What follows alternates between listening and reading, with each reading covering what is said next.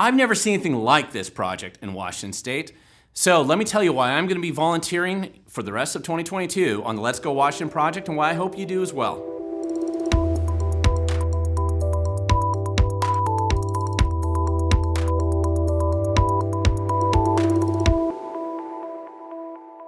Thank you for watching. My name is Glen Morgan, and this is We the Governed. And if you look at this photo over here, I just want to point out this is from recently in Wenatchee at the Washington State Republican Party, kind of a meeting that they had over there. You'll see a lot of people here signing these initiatives right here, which is sponsored by a PAC called Let's Go Washington. I want to talk about this project because we recently did a video where I was interviewing with Representative Jim Walsh, and we had heard about a lot of the details in advance, and we kind of discussed this in theory just recently, and I encourage you to go to that video if you want to down below. But actually seeing it in action and participating with the volunteers and the people who are willing to get engaged and involved in this project over this last weekend really has helped inspire me, and I think it's helped inspire a lot of others to become even more engaged. Now, when I talk about that, as you know, many people who have known me for a long time know that I've been involved in a lot of different projects in this state. I volunteer quite often. We the Govern is my main project that I do with articles and videos and things like that. But I also am involved in the Citizens Alliance for Property Rights. I'm their volunteer executive director, have been dealing with property rights issues since I used to work at the Freedom Foundation. So that's over 10 years now, but 11 years at this point in time. I also have more recently been involved in the Washington Voter Research Project, which is just helping organize canvassers to validate some of the voter rolls and just help clean up some of our voter rolls in the state. I'm on the board of the Farm Bureau. I do a lot of other things around the state. I've been on the school board in the past. There's a lot of ways you can spend your time being involved and civically engaged in local government. And this project has kind of, I find, to be one of the more exciting, most significant grassroots projects that I've seen in Washington State, at least in recent history. And I want to tell you more about it as we kind of see this thing unfold. So you can learn a lot more if you go to letsgowashington.com. Again, we'll link to that down below.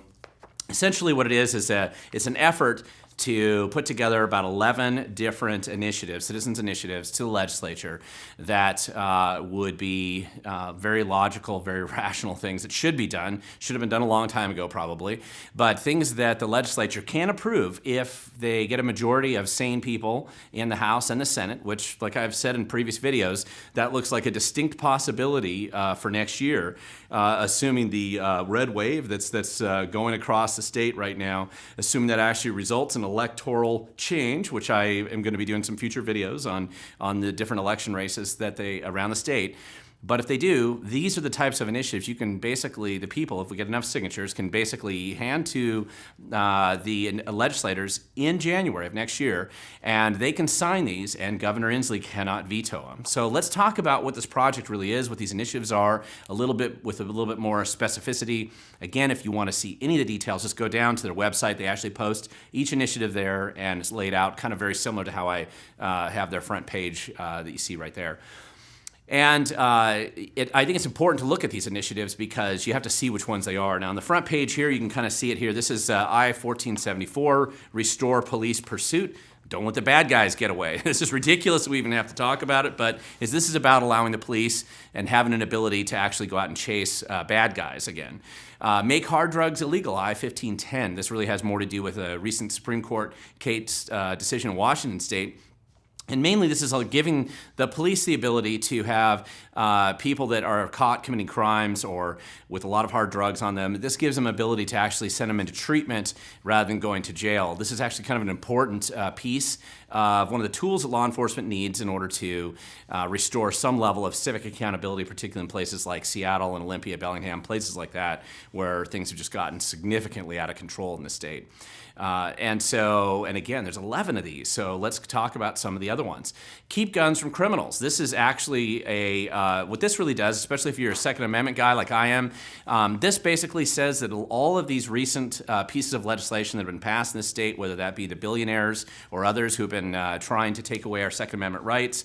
This just says that those laws can only be applied to convicted felons and criminals as recently defined in the state statute. So RCW in state law says that this is what a criminal is, and what this initiative says is that they can only apply those laws to criminals, not to law-abiding citizens, because after all, the theory is that you want to keep guns out of the hands of criminals, not the rest of us who need to defend ourselves.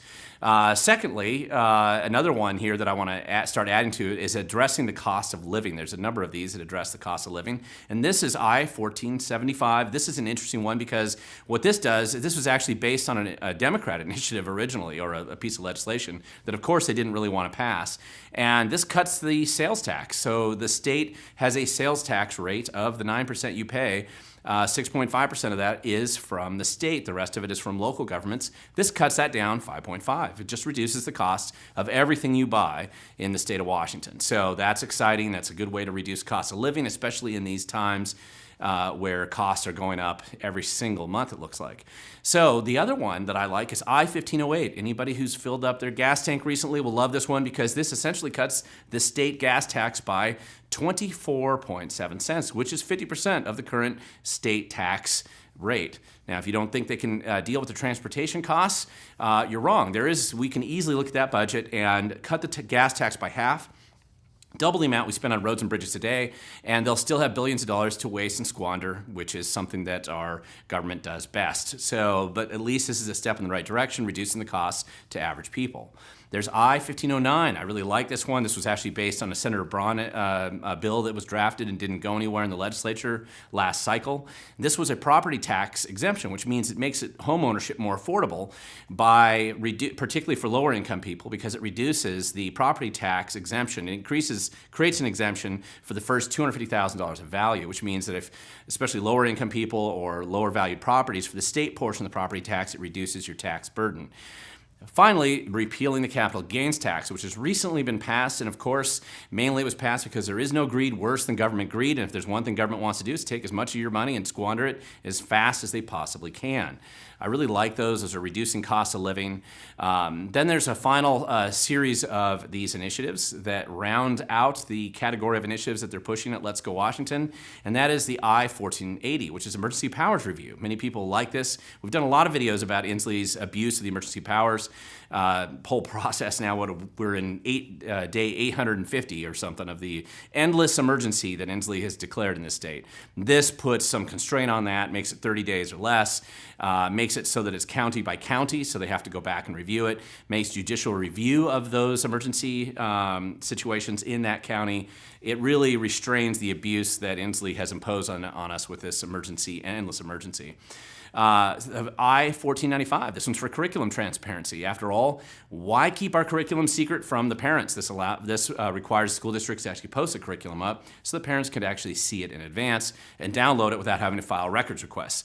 I think this is actually a very good initiative. It doesn't solve all the problems, but it does move us in the right direction towards transparency and away from secrecy. I-1502, this is kind of one of those, this is a little more wonkish, but I like this one because it makes Washington State's vote for president actually matter for the first time in 70 years, because it allocates the Electoral College by congressional district, and that's Washington State has 12 Electoral College votes.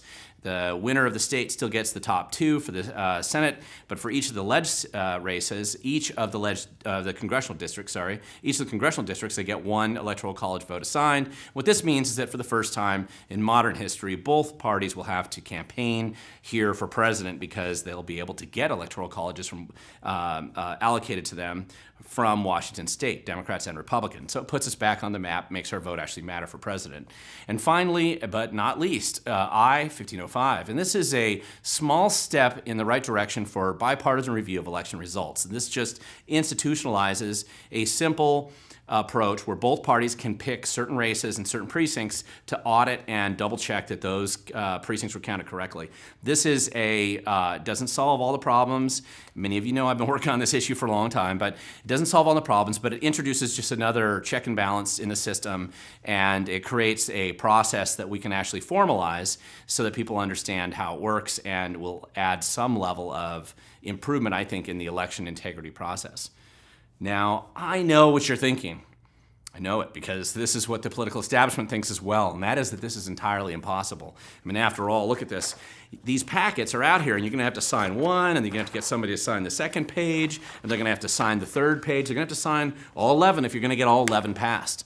And that's true. That's certainly a barrier to this process. But I'm very excited about this, and I'll tell you why I'm particularly excited about it, because as you probably saw in the previous video where Representative Walsh and I discussed these issues a little bit, some of this wasn't totally ironed out at the time. We're kind of looking from a distance into this PAC and this effort that's going on. But I think with the grassroots support and the unified grassroots support that seems to be there already for this effort around the state, I think that we can make it happen. Now, I'm not really talking about this type of grassroots support, of course. I'm talking about the volunteers.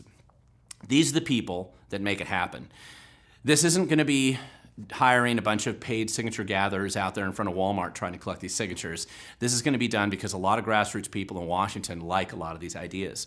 And if you paid attention to any of the ideas that I just went through there, there's not very much in the way of special interests that support these types of ideas. These are much more driven from the grassroots up, not from the establishment on down. In fact, some of these things probably bother the establishment. After all, we are reducing some of the billions of dollars that get squandered every day in a state by giving some tax relief to average people in the Washington state. So I think, though, that people who are out there making the difference and collecting the signatures, they're the ones that are going to make it happen.